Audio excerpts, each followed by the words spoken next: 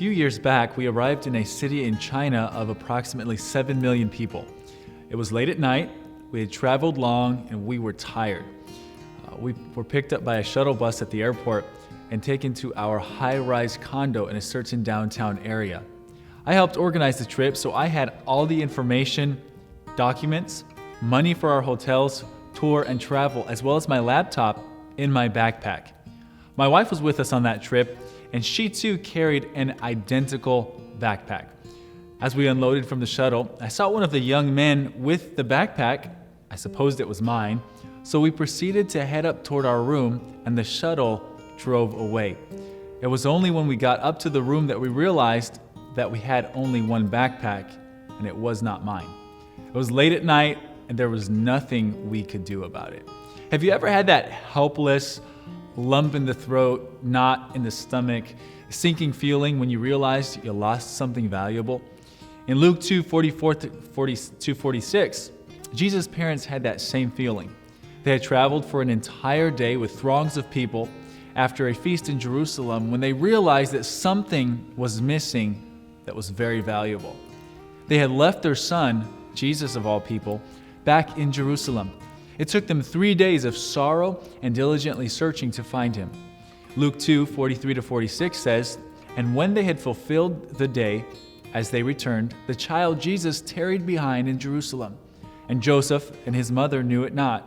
But they, supposing him to have been in the company, went a day's journey and sought him among their kinsfolk and acquaintance.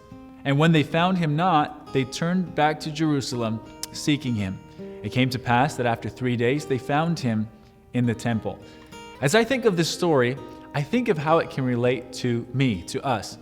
How often have we supposed that the Lord was in our company, in our lives, when in reality, we lost or left his presence along the way? As I read this passage, I see a few reasons we might leave the Lord behind and not even know it. First, we can simply suppose he's in our company. Our closeness to the Lord isn't something that we should or could take for granted. It's not a passive thing. Our closeness to the Lord and his presence in our lives must be something that we proactively seek each day. Secondly, we can lose the Lord's presence when we're busy. Busyness may be one of the biggest enemies of our having the Lord's presence in our lives. Why? Because we get so preoccupied with our busyness that we don't realize that his presence has gone missing. Thirdly, we can lose his presence even as we are doing good things.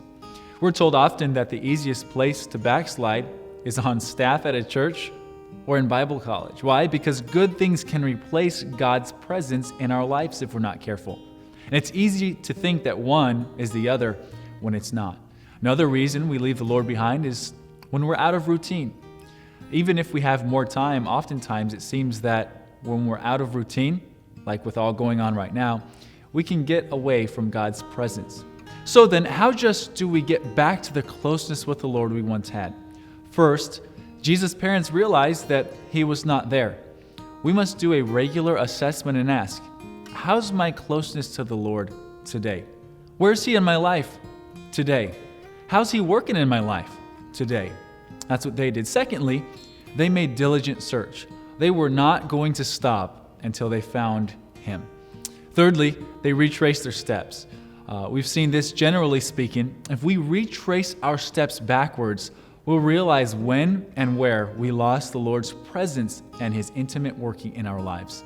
And finally, they found him.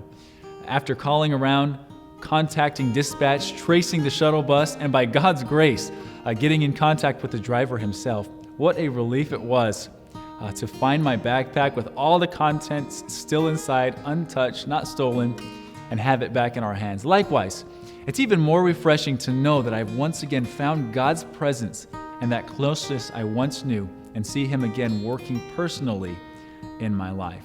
Hope that thought this morning was a help. God bless and have a good day.